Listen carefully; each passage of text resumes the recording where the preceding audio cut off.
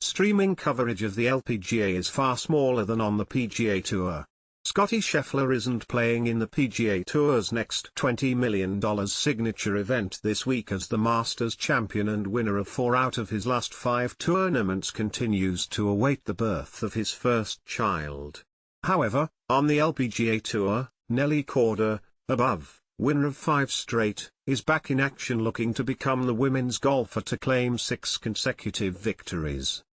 As the action unfolds, ESPN Plus is pulling double duty on its golf coverage, but not all things are equal.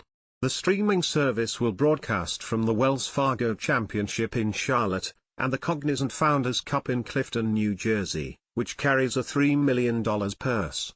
While ESPN's separate media rights deals with those tours aren't directly correlated with the difference in prize money this week, or any other, it does highlight the disparity between the men's and women's games off the course.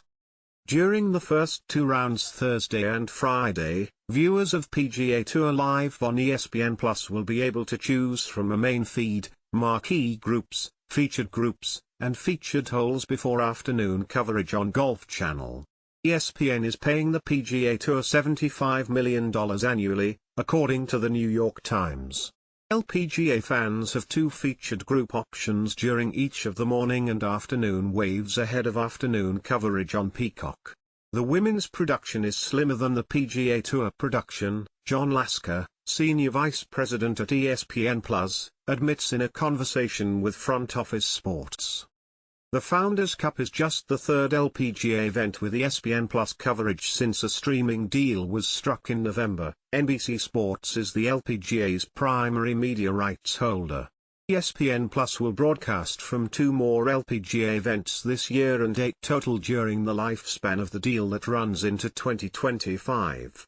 ESPN wouldn't comment on the financial terms of the LPGA deal, although a source tells Fox that the tour is sharing production costs with the network. Lasker says production resources, financing, and sponsorship capability dictate what ESPN Plus can and can't offer. Deals come in all shapes and sizes, Lasker says. So, I wouldn't suggest that the LPGA deal is really an outlier or overly unique. We do deals that look and smell like this all the time. While ESPN Plus doesn't release viewership metrics, Lasker claims the LPGA coverage so far has exceeded expectations.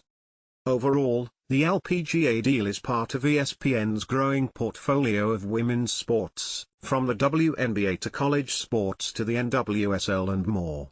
Lasker wouldn't rule out expanding LPGA coverage when the time is right. If you just compare golf to any other sport, it's crazy to imagine that there's action happening that isn't distributed and available, he says.